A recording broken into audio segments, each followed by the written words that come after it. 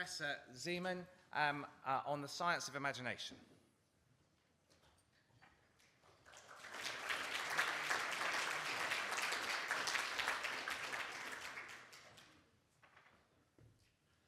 How do I advance? Boyd, is there a... Oh, wonderful. Thank you very much. Perfect. So do you live in the real world, or do you live in an imagined one? I'm going to make the case that each of us inhabits an imagined world, and that neuroscience, over the last 40 years or so, has provided some really useful insights into how that can be. And I'm going to, over the next half hour, tell you a story, make an argument, present an analysis, and then in the interests of assonance rather than a conclusion, I'll give you an afterword. So the anecdote first. About 20 years ago at a BNPA meeting, I heard a talk by Predrag Petrovich, I don't know if any of you remember this, on his wonderful work published in Science, showing that there is considerable common ground, both anatomically and functionally, between the effect of opioid analgesia and of placebo analgesia.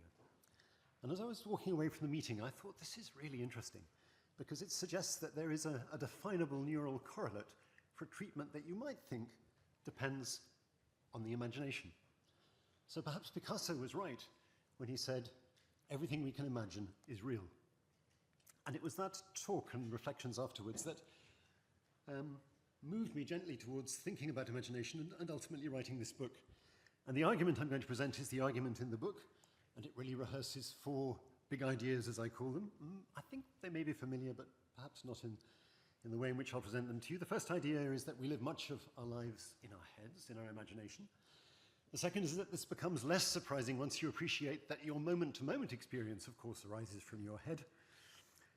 In sensory imagination, we run our perceptual system offline. This is probably true of animals. I suspect that your dog, when lying on the rug and twitching, is dreaming, much as we do. But there is something special about the human imagination, which is that we have evolved to share what we imagine. So I'll take you through those ideas.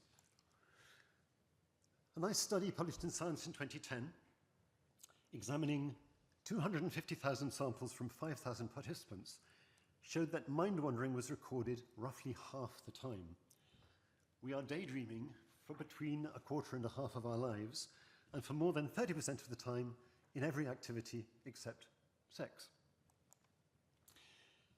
The designer of the technique called descriptive experience sampling, Russell Hurlbert, conducted a study in which he showed that, and it may be difficult to see, it's rather difficult for me to see, that the most common mental content is in fact visual imagery. It's more common than your perceptual experience of the real world in front of you. And indeed, we spend much of our lives, don't we, detached from the here and now. We're very often reminiscing about the past, anticipating the future, reading a novel, watching a film, thinking, and of course, at night we dream. So I'm reminded of the lovely anecdote of William Blake, the 18th, 19th century poet, whose wife said, "I have very little of Mr. Blake's company. He is so often in paradise." So I agree with the anthropologist Robin Dunbar that what sets us apart is a life in the mind, the ability to imagine. This is a little less surprising when we reflect that our experience of the perceptual world is also a creative act. And there are a number of ways to approach this idea. Here is my life partner running across a bridge in the Hebrides. I hope you think she looks bigger at the top than she does at the bottom. But of course, each of those images is the same size. So illusion demonstrates to us that the reality we perceive is not quite the reality that is out there. When you look at an ambiguous figure and it depth reverses, all that has changed is what is happening in your brain and mind. Nothing has changed in the image.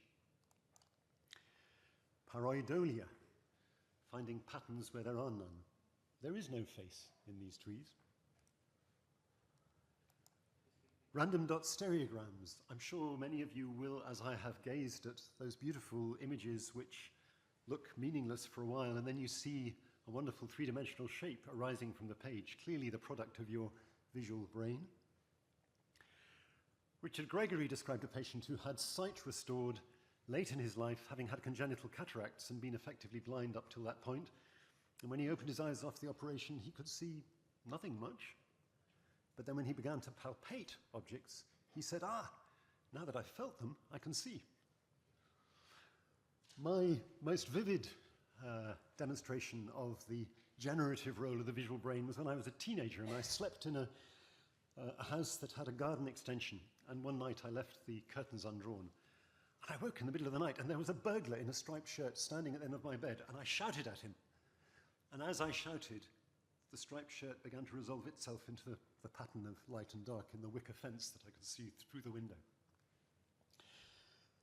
So examples like these make the case that, as Anil Seth has put it, perception is more inside out than it is outside in. Or as Chris Frith has put it, our experience of the visual world, or of the world generally, is a kind of controlled hallucination. And 3 or 4 years ago, Paul Fletcher at one of these meetings introduced me to the wonderful lines written by Hippolyte Taine, a psychologist in France in the 19th century, who clearly anticipated everything that's been discussed over the last few years in predictive theories of brain processing. He wrote, "External perception is an internal dream which proves to be in harmony with external things. And instead of calling hallucination a false external perception, we should call external perception true hallucination." And these ideas are, of course, embodied in the very current fashionable predictive theories of perception, which were in view yesterday during the discussion of apathy by James Rowe. So those are psychological reasons for believing that our experience is generative, more inside out than outside in. But of course, there's also the very simple fact, known very well to all of us, that our moment-to-moment experience depends on the incessant teeming activity within our brains. Our brains represent just a few percent of, a couple of percent of our body weight, but consume 20% of our oxygen and glucose at rest.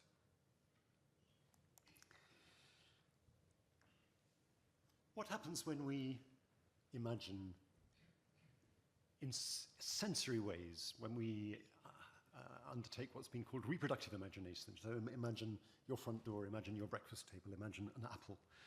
Well, what seems to happen in the brain, for most of us at least, is that we create a kind of faint echo of perception within the brain. So here is work by Alamit Ishai showing that when you look at a face, you activate your fusiform gyrus, of course, your superior temporal sulcus to read expression, your amygdala. If you imagine a face, you activate just those same areas, but more weakly than you would do if you were actually looking at it. I'm sure most of you will be familiar with the fusiform face area and the parahippocampal place area. Fusiform face area is strongly activated by looking at faces. Parahippocampal place area loves the Eiffel Tower and Big Ben. If you look at alternating images of face and place, you'll see oscillating activity in these two areas. But if you just imagine face, place, you'll set up just the same kind of oscillation. So in our sensory imagination, we activate perceptual areas somewhat more weakly than we do in perception. Imagination is, in this sense, weak perception. A discovery of the last decade or so, or a rediscovery, has been that this form of imagination varies greatly between individuals. So for some of us, sensory imagination is as vivid as real perception, as real seeing. Others seem to lack sensory imagination entirely in aphantasia.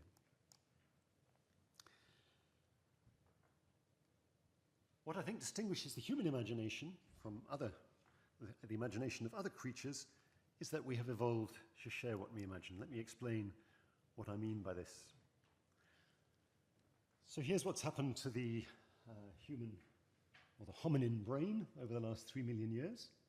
It's increased in size from around 500 mils, 500 grams, the size of the chimp brain, to around 3 times that size.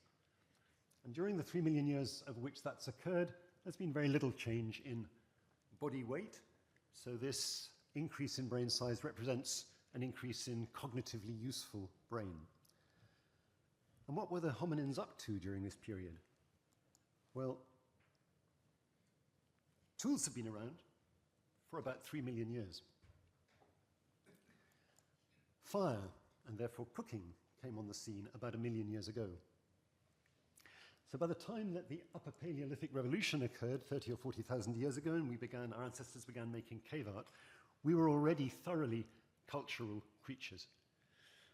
It seems very likely that it was the evolution of culture that both drove and was driven by the evolution of the brain.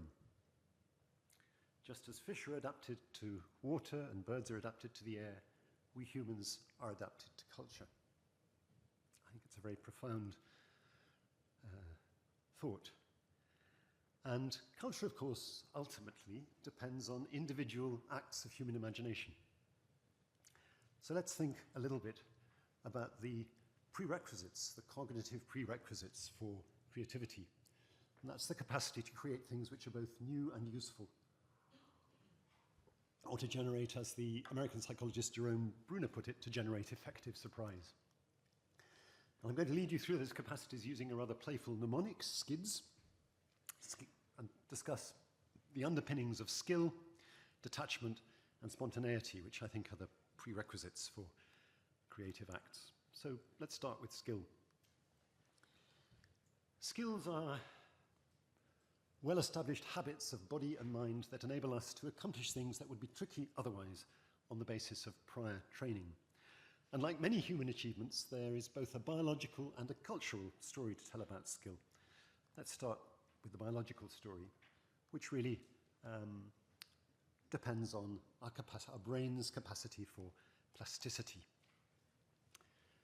So here is a neuron drawn by the founding father of neuroscience, Cajal, in the 1880s. Here is a picture of a neuron published in Nature last year. I think Cajal did very well, didn't he? And of course, as we all know, neurons are electrically active, most of them intrinsically, rhythmically active, their activity influenced by inputs which either excite or inhibit them, and they in turn excite or inhibit other neurons. But at the points of contact between neurons, the signal transmission is not electrical, but chemical, as you all know. These points of contact were called by Cajal Bezos protoplasmikos. He was a very passionate scientist. Protoplasmic kisses. Sherrington in Oxford called them more prosaically synapses. And at synapses, of course, neurotransmitter crosses a tiny synaptic cleft to inhibit or excite the postsynaptic cell. And the synapse is the key locus for neural plasticity. So Eric Kandel won the Nobel Prize for demonstrating that in the sea slug aplysia, which has 20,000 neurons, the very simple forms of learning of which aplysia is capable depend on changes in synaptic strength. And it's since been amply demonstrated that much or all of learning and memory depends on strengthening, weakening of synapses, growth of synapses, retraction of synapses. But while aplysia has 20,000 neurons to play with, we of course have, at the current estimate, 86,000 million, organized in very intricate networks. These are excitatory cells from the cortex in an image again published in Nature last year. Synapses are everywhere in the brain, so in a sense memory is also everywhere in the brain. And we will be calling on highways of excitation in the brain set up with the help of neuroplasticity when we climb on a bike and use our procedural memory, enter a library and draw on our semantic memory, or recollect yesterday evening's reception and draw on our episodic memory. So that's the intrapersonal story of skill acquisition. But this capacity would be no use to us unless we educated one another, which we do in spades. And education itself has a number of prerequisites. We are extremely accomplished mind sharers.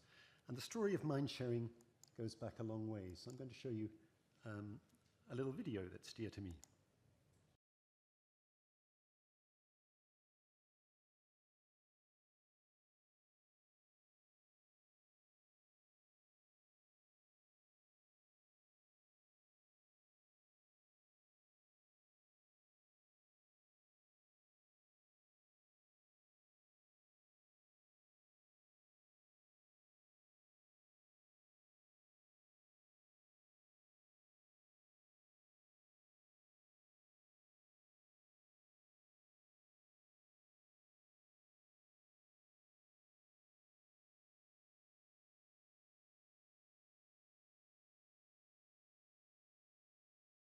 So I show you that not because it's precious to me, which it is, but because that kind of conversation is a human universal. That baby is 2 months old. 2-month-old babies have conversations of that kind with their mums everywhere in the world. So mind sharing starts very early. Of course, that's a very intense dyadic exchange, but over the course of the first year, attention is triangulated, turned out towards the world, and babies begin to share attention on objects in the world with their mothers and fathers, with their carers, and then they point and begin to refer using very early forms of language.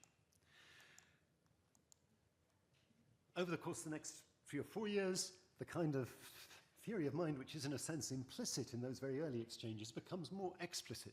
And we begin to appreciate that others have their own point of view, which we can manipulate to some degree. Jill begins to think that Jack's having a thought. Jack begins to think that Jill is having a thought about Jack having a thought. We commonly go to 5 levels of intentionality. Some people, novelists for example, often work to 7. When we engage in theory of mind, as it's called, we use a particular set of regions, medial, parietal, medial, prefrontal, lateral surface of the brain, which we're going to return to in a moment because they play a key role in imagination. Mirror neurons seem to be crucial also in skill acquisition. So these are those interesting neurons in the frontal and parietal lobes which are active both when you perform a skilled movement and also when you see someone else perform a skilled movement. So they translate between what we see and what we do. Very useful in imitation. Language is pretty useful, of course, in mind sharing, but I think actually it's less fundamental than those very early forms of mind sharing which I've just described. And I don't really need to tell this audience that language, of course, depends particularly on structures in the left hemisphere, the left inferior frontal lobe, programming fluent speech, the left superior temporal lobe allowing us to comprehend speech. These areas involved in a network which subserves acoustic analysis, phonological analysis, semantic analysis, and motor processing. And when you both speak and listen, you activate this entire network. There has very likely been some specific evolution of these brain regions in the human brain, but as well as having a biological capacity for language, we of course, in the course of our childhood, learn a particular language which is entirely a cultural creation.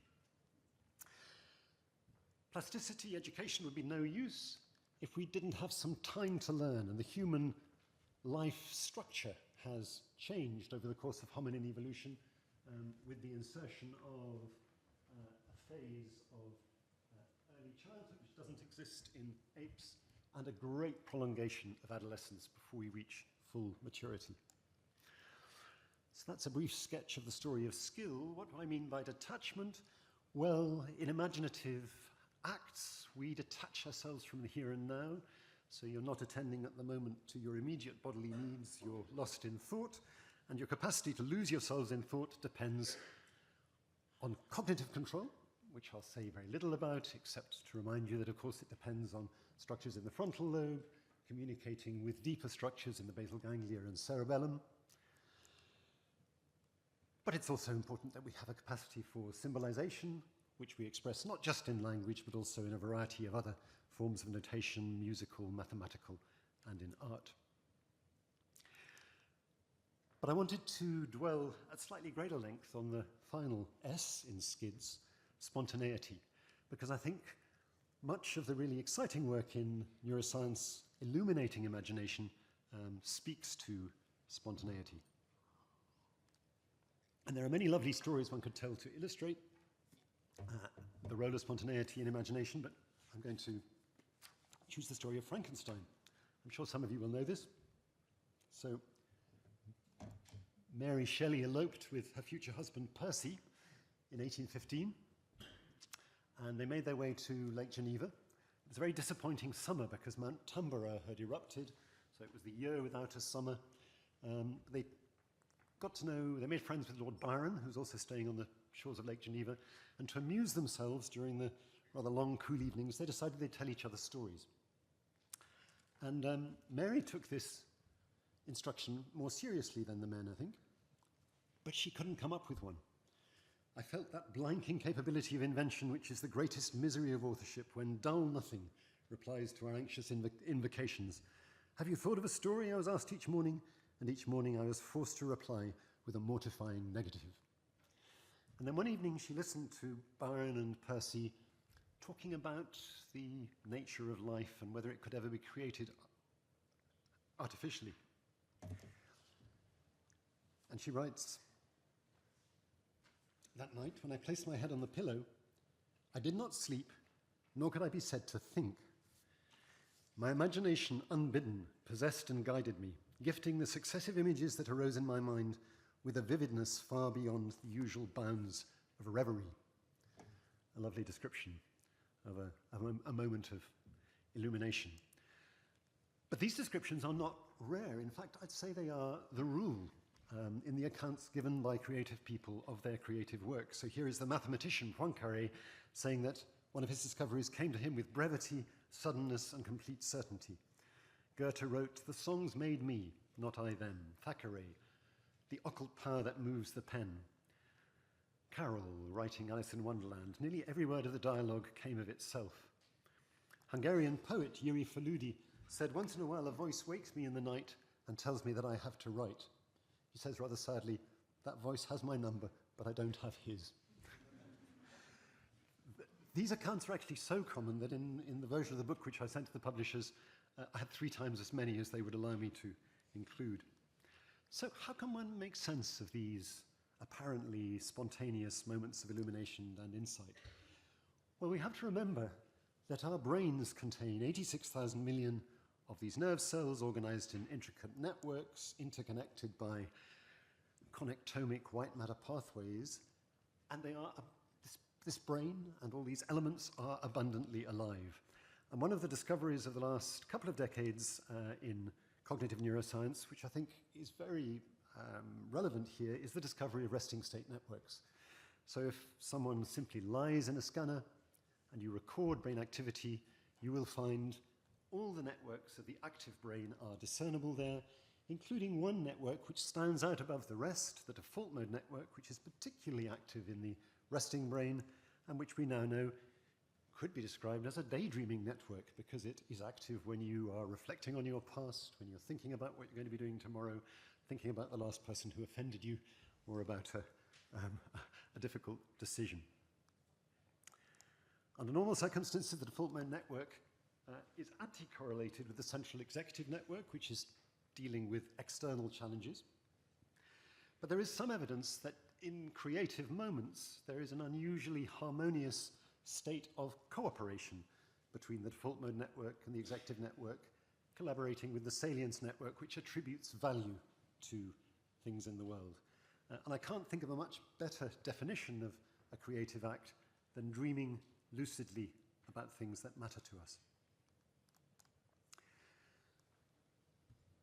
Penny, this morning, talked about another form of brain activity which I think is relevant to the spontaneity of imagination, replay.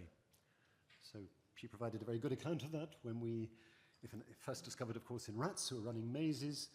It turns out that the sequence of cells which becomes active in the hippocampus as they run the maze is then reactivated during rest and during sleep.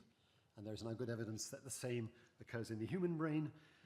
Much of replay is indeed unconscious, but it might be that it intrudes into consciousness once in a while. Many of us have experienced those mind pops where a place or a face suddenly comes into consciousness. Perhaps we are getting a brief glimpse of replay.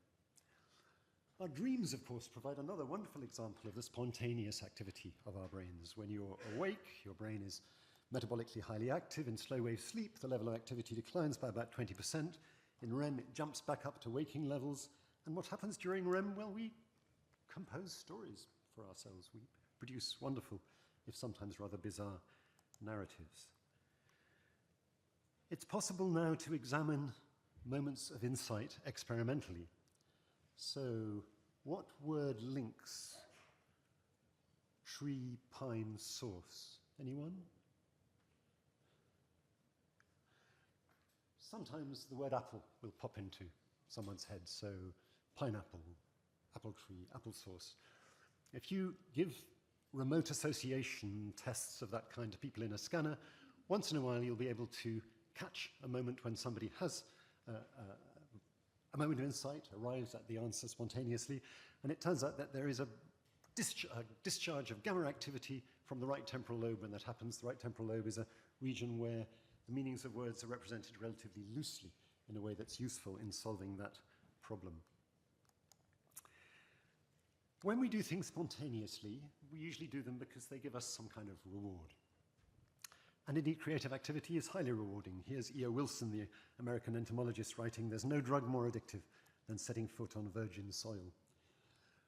Most of us, not necessarily in our neuropsychiatry clinic, will have some experience of the pleasure of flow. So that's the state you enter when you're undertaking a task to which your abilities are well suited and you lose yourself in it. It's intrinsically rewarding, you forget yourself, you lose the sense of time, a state described by the Hungarian psychologist of creativity, Csikszentmihalyi.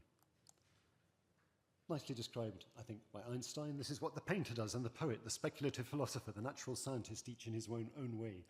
Into this simplified and lucid image of the world and its formation, he places the center of gravity of his emotional life in order to attain the peace and serenity that he cannot find within the narrow confines of swirling personal experience.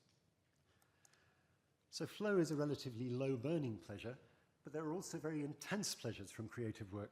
And I think this is my favorite single study from this whole area of investigation.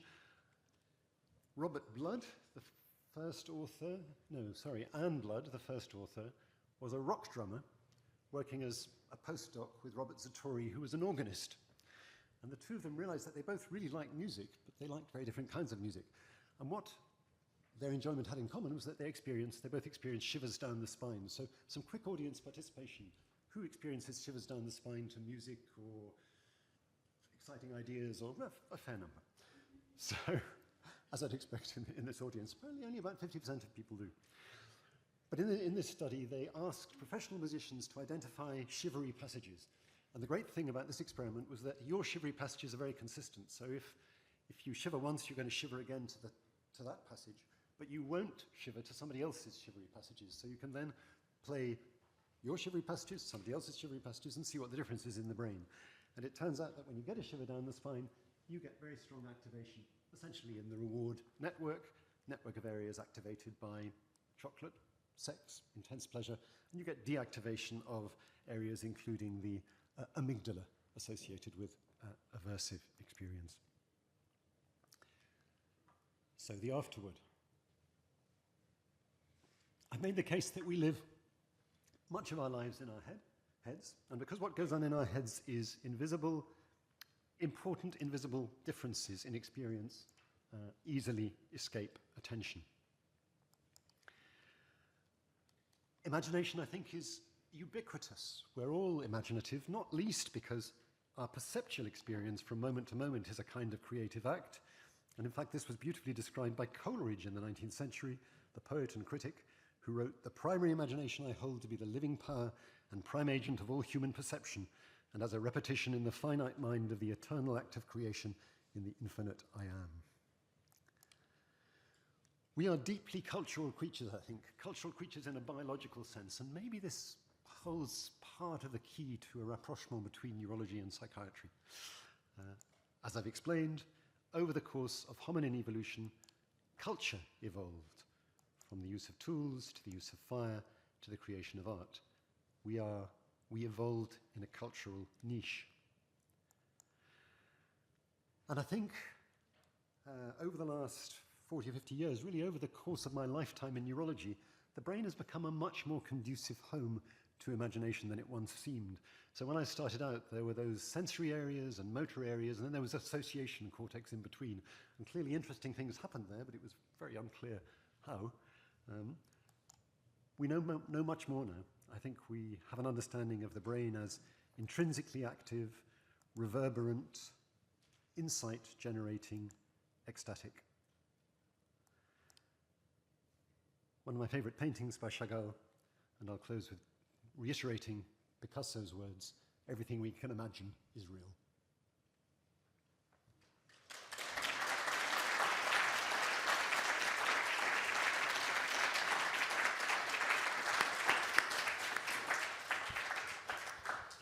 Thank you very much. That was incredible. and reminds me why I always come to these conferences. So, does anyone have any questions? Yeah, I think we have a microphone at the back, do we? Yep. So if we start with this gentleman here, just at the front. Thank you for that delightful lecture.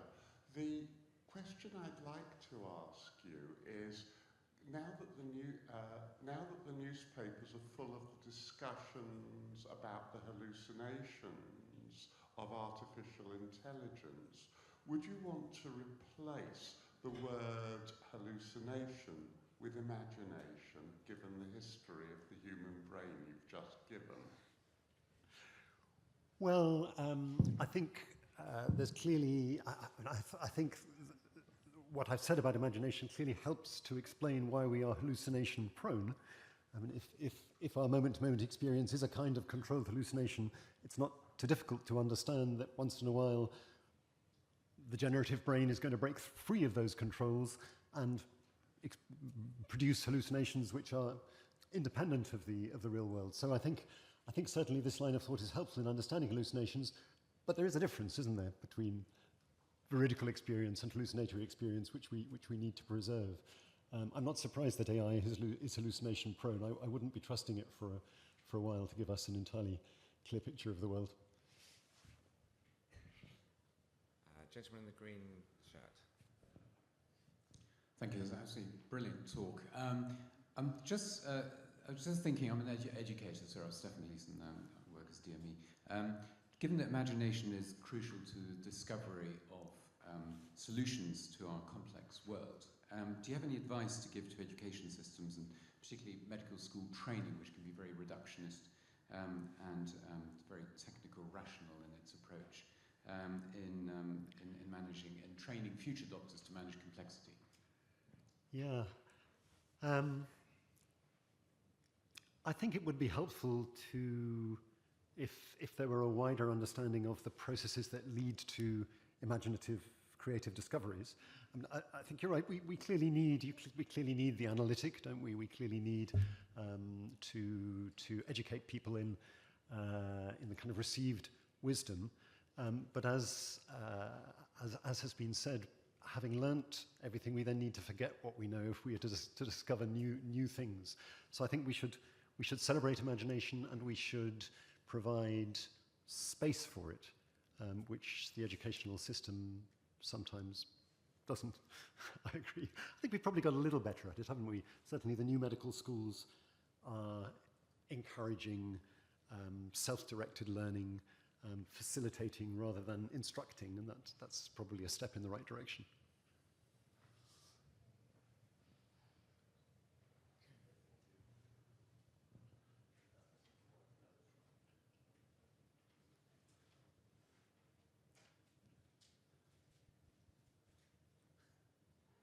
The other one works. Oh, thank you very much for your fantastic lecture, really. And I just want to ask about one concept which has kind of troubled me for a moment, not for a while, really.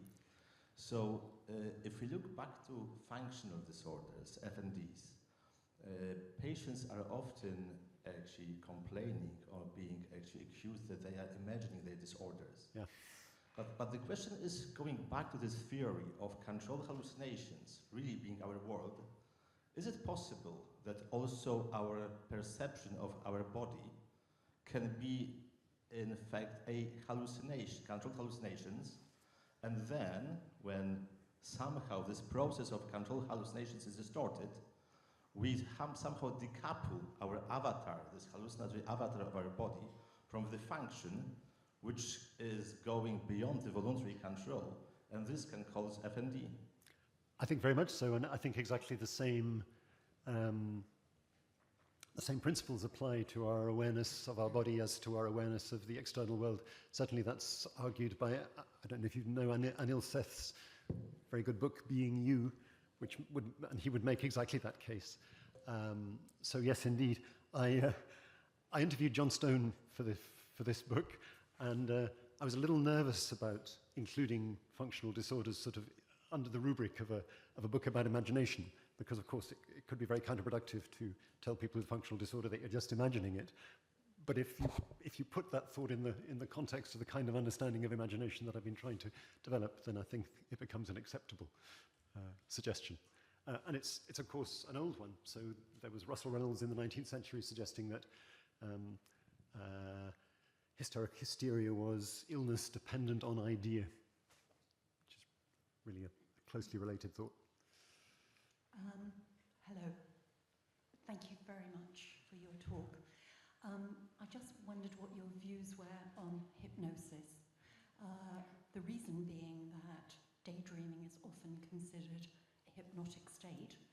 And also, just on the FND topic, David Oakley's research a number of years back, he got people to imagine pain, have hypnotically induced pain, and did MRI scans. And the fMRIs showed that the hypnotically induced pain looked the same on MRI as real pain, whereas imagined pain lit up different areas.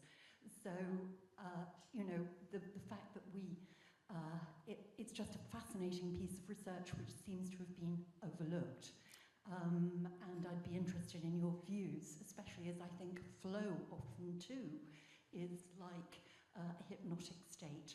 And if you use hypnotic techniques, might you not be able to access that part of the brain that can solve those solutions, help people to solve their own solutions using this amazing creativity which we all have, but we don't seem to access. And as Charcot said 200 years ago, I feel it's a shame that it's a neglected topic, but I'd be interested in your views. It's a really interesting question, which I'm going to have to some extent to duck because I'm not sufficiently knowledgeable about hypnosis, though I'd like to become more knowledgeable about it.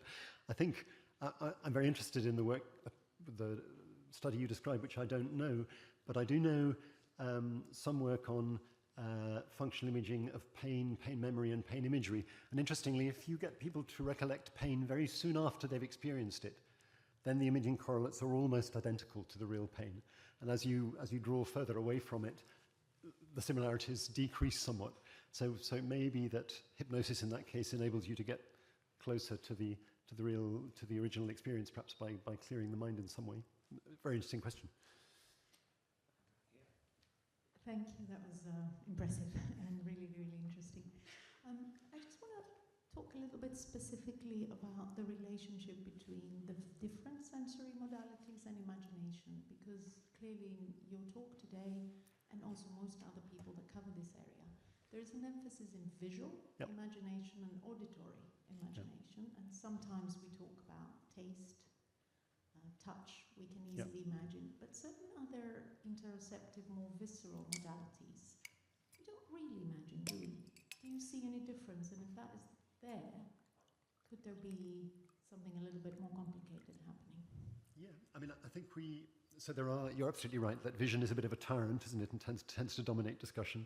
Clearly, we are capable of other forms of sensory imagery to varying degrees, but there are many people who claim to be able to imagine tastes and smells, and I'm sure they do. I think there is kinesthetic imagination, so most of us can imagine running for a bus, so we're quite good at activating the motor system in an imaginative way. I agree that imagining visceral states is perhaps more of a challenge. I think to varying degrees, we can reimagine emotional states. So I think there's an interesting territory to explore there.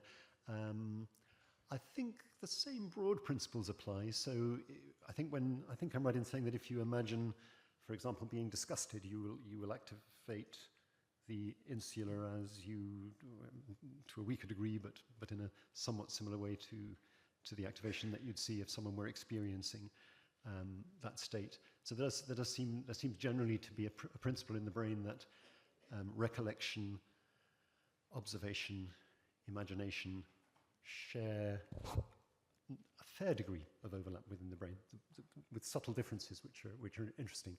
So in fact, I recently learnt that when you imagine faces and places, you activate areas which are slightly anterior to the ones that you more strongly activate when you see them. I'm sure there's more to say. We could discuss later.